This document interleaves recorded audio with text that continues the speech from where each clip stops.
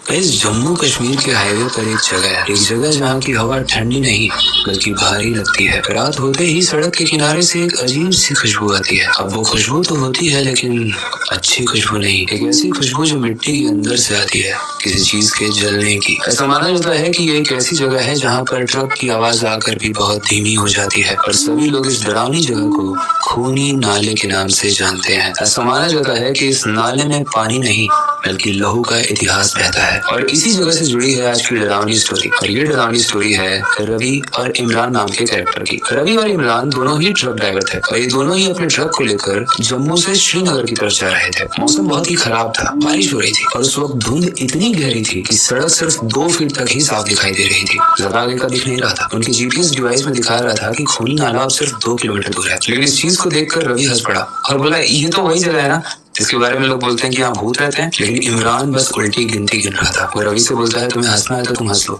लेकिन रुकना मत, क्योंकि इस जगह पर रात में रुकना सही नहीं है। लेकिन गाइस कहते हैं ना, किसी भी इंसान के साथ कोई डरावनी चीज जानबूझकर नहीं होती है, लेकिन होने वाली होती है तो हो ही जाती है। वो दोनों ही गाड़ी रोकने तो नहीं वाले थे, लेकिन धुंध और ठंड इतनी ज्यादा थी कि उनके ट्रक के इंजन का ब्रेकडाउन हो गया और उनकी गाड़ी अपने आप उस नाले के पास रुक गई। और उसके बाद जो हुआ वो जानने के बाद आपके रोंगटे खड़े हो जाएंगे। लेकिन उससे पहले, हेलो गाइस, मेरा नाम है अविनाश कुमार और आप देख रहे हो सीखो official show horror stories.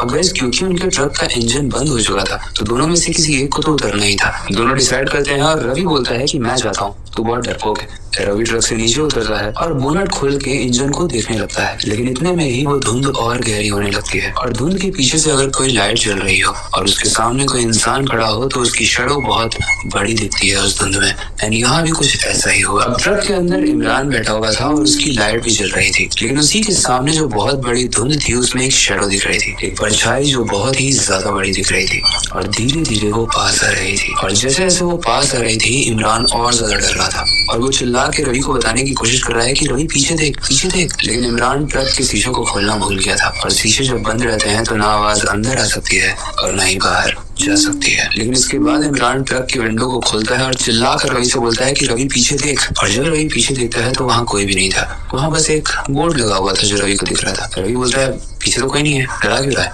Imran बोलता है, भाई सच में तेरे पीछे कोई था, कुछ बहुत डरावना सा था। रवि बोलता है, यार तुझे ना हेलुसिनेशंस हो रहे हैं, तुझे अपना ही दिमाग तंग कर रहा है, यहाँ कोई नहीं है। खूनी नाला बस ना होने से कुछ खूनी नहीं हो जाता, परेशान मत हुआ कर। लेकिन तभी इमरान की नजर एक बोर्ड पे पड़ती है, एक बोर्ड जो उसी पुल के ऊपर था, यानी उस खूनी नाले के ऊपर जो पुल था उस पर एक बोर्ड था और उसके टाइटल में लिखा हुआ था खूनी नाला। और बोर्ड पर छोटे अक्षरों में लिखा हुआ था कि इस ब्रिज के नीचे कहीं मत जाना। लेकिन जब तक इमरान इस चीज को पूरा पढ़ के रवि को बताता, रवि कुछ इंजन में ठीक कर रहा था, कोई एक चीज इंजन में से निकल कर नाले के अंदर गिर जाती है ब्रिज से निकल के। एंड इस चीज को इमरान जब देख लेता है तो वो थर थर कांपने लगता है और वो चिल्ला के रवि को बोलता है, रवि नाले के पास मत जाना। रवि बोलता है, अरे यार इतना ऊंचा ब्रिज नहीं है, मैं अभी जाता हूँ साइड से थोड़ा सा उतर के, और इस इंजन का एक पार्ट गिर गया है, मैं बस उसे उठा के लाता हूँ। इमरान चिल्लाता रहा लेकिन रवि ने इस बात को नहीं माना। रवि ब्रिज को क्रॉस करके अब ब्रिज के नीचे जा रहा होता है और तभी वो देखता है कि नाले के पास धुंध नहीं है, जबकि नाले के ऊपर जो ब्रिज है जहाँ पर उनकी ट्रक खड़ी है वहाँ पर बहुत ज्यादा धुंध थी। ये चीज रवि को थोड़ी देर तक तो दिमाग में चलती है, लेकिन रवि बोलता है कि क्या ही करना है, हम अपना सामान उठाते हैं जो यहाँ पर गिरा हुआ है और जाते हैं वापस ऊपर। लेकिन जैसे जैसे रवि आगे बढ़ रहा था, रवि के जस्ट पीछे पीछे वो गहरी धुंध भी बढ़ रही थी, मानो वो धुंध नहीं कोई जीती जागती चीज हो। रवि आगे बढ़ के नाले में हाथ डुबाता है, उसे काफी घिन आ रही थी कि अरे यार नाले में गिर गया है, लेकिन फिर भी वो चीज इतनी इंपॉर्टेंट थी कि उसके बिना इंजन स्टार्ट नहीं होता। इसीलिए वो उस नट को उठाने के लिए हाथ अंदर डालता है। तभी वो देखता है कि नीचे से किसी ने उसका हाथ पकड़ लिया और वो हाथ को बाहर नहीं निकाल पा रहा है। वो काफी कोशिश कर रहा है लेकिन उसका हाथ बाहर नहीं निकल रहा है। तभी वो इमरान को कस के चिल्लाता है और इमरान ऊपर से झांकते हुए रवि को बोल रहा है कि क्या हुआ भाई? रवि बोलता है, भाई मेरा हाथ अटक गया यहाँ पे। इमरान चिल्ला के बोलता है, मैंने बोला ही था, ये तो मेरे को ठीक नहीं लग रहा है। इमरान भाग के आता है और वो भी देखता है कि नीचे धुंध क्यों नहीं है। लेकिन जब ये सोच रहा होता है तो रवि बोलता है, अरे यार ये सब बाद में सोचना, मेरा हाथ निकाले यहाँ से। इमरान और रवि दोनों ही रवि का हाथ पकड़ के उसको बाहर निकालते हैं और इमरान बोलता है, भाई तू मेरी बात क्यों नहीं मान रहा है, जल्दी ऊपर चल। तो रवि बोलता है, चलने के लिए भी वो इंजन तो स्टार्ट करना पड़ेगा और वो तो यहाँ पे गिरा है। इमरान बोलता है, हाँ यार बात तो सही है, लेकिन मैंने यहाँ की कहानी सुनी है कि यहाँ बहुत डरावनी चीजें होती है और यहाँ का पानी खून बन जाता है। रवि बोलता है, कहाँ खून बना है?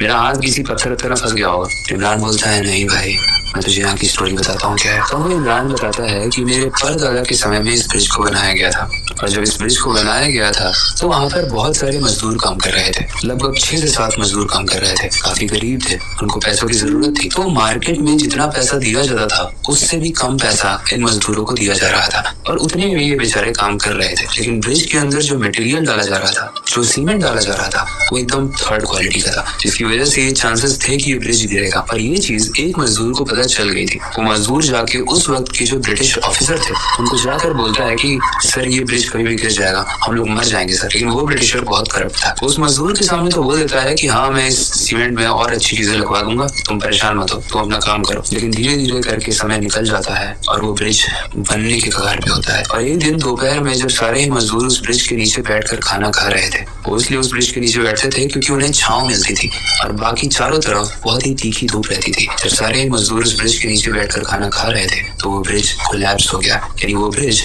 टूट गया। उस ब्रिज के टूटने से सारे के सारे मजदूर इंस्टेंटली मर गए। और ऐसा माना जाता है कि उस दिन इस नाले में पानी नहीं बल्कि खून बहा था, और तब से इसका नाम खूनी नाला पड़ गया। ऐसा माना जाता है कि उसमें से एक मजदूर था जो बच गया था। उसके पैर और रीढ़ की हड्डी पूरे तरीके से टूट गई थी, लेकिन वो रेंगते हुए बाहर निकल के आया था। लेकिन थोड़ी दूर जब वो रेंग कर आया तो उसके सामने एक ब्रिटिशर खड़ा था, वही ब्रिटिश ऑफिसर जिसके अंडर में इस पुल का निर्माण किया गया था, इस करप्ट पुल का निर्माण किया गया था। और उसने देखते ही उस इंसान को भी गोली मार दी, उस आखिरी मजदूर को भी गोली मार दी ताकि वही निशान न बचे, कोई प्रूफ न बचे। उसके बाद माना जाता है कि इस ब्रिज को वापस से कंस्ट्रक्ट किया गया और अब इस ब्रिज को अच्छे से कंस्ट्रक्ट किया गया। लेकिन उन लोगों का क्या जो मर गए, ऐसा माना जाता है कि वो लोग आज भी इस ब्रिज के आसपास घूमते हैं, और इसीलिए वहाँ पर वो बोर्ड लगा है और इसीलिए बोला जाता है कि इस ब्रिज के नीचे कहीं मत उतरना, क्योंकि इस ब्रिज के नीचे ही हुआ था सब कुछ। इस चीज को जब इमरान रवि को सुनाता है तो रवि काफी डर जाता है। वो बोलता है साले तूने मुझे ये बात पहले नहीं बताई। लेकिन इमरान बोलता है तू मेरी बात सुनता कहाँ है भाई। हम जानते हैं कि दोस्तों में एक दूसरे की बात कोई ज्यादा ध्यान से सुनता नहीं है, लेकिन अब दोनों की फट जाती है, दोनों बहुत ज्यादा डर जाते हैं। अब रवि को वो सामान भी मिल गया था जो इंजन वाला होता है, और दोनों वहां से भागने की कोशिश कर रहे हैं, लेकिन वो देखते हैं कि उनका पैर उस नाले के अंदर फंस गया। और जब वो पीछे मुड़कर देखते हैं तो वो जो देखते हैं वो देखने के बाद उनकी रूह कांप जाती है, क्योंकि नाले का पानी अब नाले के रंग का नहीं रहा, क्योंकि वो अब एक खून के रंग का हो चुका था। नाले का पानी अब बढ़ता जा रहा था, वो धीरे धीरे उनके कमर तक पहुंच चुका था। वो दोनों ही चिल्ला रहे थे, बहुत हेल्प मांग रहे थे, लेकिन कोई भी वहां पर था नहीं। और धुंध इतनी ज्यादा थी कि उनके मोबाइल की फ्लैश लाइट भी दूर तक नहीं जा रही थी, लेकिन फिर भी वो दोनों बहुत तेज चिल्लाए जा रहे थे। और तभी वो देखते हैं कि वहां से एक ट्रक गुजर रही है, और उस ट्रक में जो लोग होते हैं वो सामने रुकी हुई ट्रक को देखकर समझ जाते हैं कि यहाँ कुछ तो गड़बड़ है। वो आगे आते हैं और ट्रक से नीचे उतरते हैं। उनके हाथ में गन्स होते हैं, ऐसा प्रतीत हो रहा था मानो वो लूटपाट करने वाले हों। लेकिन तभी रवि और इमरान देखते हैं कि वो शैडो वापस से उस पुल के ऊपर आ रही है, और धीरे धीरे करके वो एक भूतिया इंसान का रूप ले लेती है। एक इंसान जिसके पैर के पूरे तरीके से चीथड़े उड़े हुए हैं, उसका मुंह पूरे तरीके से थुरा हुआ है और पूरे शरीर में खून टपक रहा है। इस चीज को देखकर ट्रक से उतरे हुए दो लोग उससे पूछते हैं भाई तू कौन है, हमने यहाँ किसी की आवाज सुनी, तुमने देखा है क्या? हाँ मैं लुटेरे, हमसे पंगा मत लेना। इमरान और रवि समझ जाते हैं कि उनके साथ ये क्यों हुआ। इसके बारे में वो ज्यादा बात करते हैं इससे पहले वो देखते हैं कि वो जो छाया उनके सामने प्रकट हुई थी पुल के ऊपर, वो उन ट्रक से उतरे हुए दो इंसानों को पूरे तरीके से खा जाती है, और बचती है तो सिर्फ उनकी हाथों की उंगलियां। उसके बाद रवि और इमरान दोनों के ही पैर उस नाले से छूट जाते हैं और वो जल्दी से भागकर ऊपर आते हैं, ट्रक में बैठते हैं और ट्रक को तेजी से वहां से निकालते हैं। उसके बाद ट्रक में बैठने के बाद जब दोनों आपस में बात कर रहे होते हैं तो इमरान बोलता है तू जानता है हम नाले के नीचे क्यों फंस गए थे? रवि बोलता है मुझे एग्जैक्ट तो समझ में नहीं आया, बट शायद हमारी किस्मत थी। इमरान बोलता है किस्मत नहीं, वो जो मजदूर मरा था ना वो एक ईमानदार मजदूर था, और वो किसी भी मासूम इंसान की जान नहीं लेता है। जो भी करप्ट इंसान होते हैं या जो भी खराब इंसान होते हैं वो उसकी जान लेता है। और शायद उसे आभास हो गया था, शायद उस भूत को आभास हो गया था कि यहाँ कोई लूट पाट होने वाली है, इसलिए जब हमारे ट्रक के इंजन का पार्ट नीचे गिरा तो हमारा पैर भी वहीं पर फंस गया, ताकि कोई हमारे ट्रक को देख ना पाए और हमें लूट ना पाए, क्योंकि हमारे ट्रक में करोड़ों का सामान है। और तूने देखा ना किस तरीके से जो लुटेरे आए तो उन दोनों को ही उसने जिंदा खा लिया। रवि बोलता है कि हाँ भाई तू यार सही कहता है, ये जो कहानियां होती हैं ये गलत नहीं होती हैं, क्योंकि कोई भी इंसान मजबूरन में ही ऐसा काम करता है, और जिसके साथ ऐसा बुरा व्यवहार किया हो वो भी भूत बनने के बाद गलत लोगों को मार रहा है, इससे अच्छा क्या हो सकता है। ये डिस्कस करते हुए रवि और इमरान श्रीनगर चले जाते हैं और वो ये सारी ही चीजें अपने सारे ही ट्रक ड्राइवर दोस्तों को बताते हैं। अब इस कहानी तो यहाँ पर खत्म हो गई, लेकिन इस कहानी से हमें एक सीख मिलती है, एक सीख की सारे भूत गंदे नहीं होते। और एक और चीज सीखने को मिलती है, करप्शन चाहे आज की की दुनिया हो चाहे पुरानी दुनिया, हमेशा से एग्जिस्ट करता था। जब तक इंसान अपने बारे में सोचेगा, जब तक इंसान सेल्फिश रहेगा, तब तक करप्शन बढ़ता रहेगा। और जब तक इंसान मैं से हम के बारे में सोचेगा तो करप्शन कम होने लगेगा। आई होप आज की कहानी आपको इंटरेस्टिंग लगी होगी, थोड़ा सा डर भी लगा होगा, लेकिन काफी कुछ सीखने को भी मिला होगा।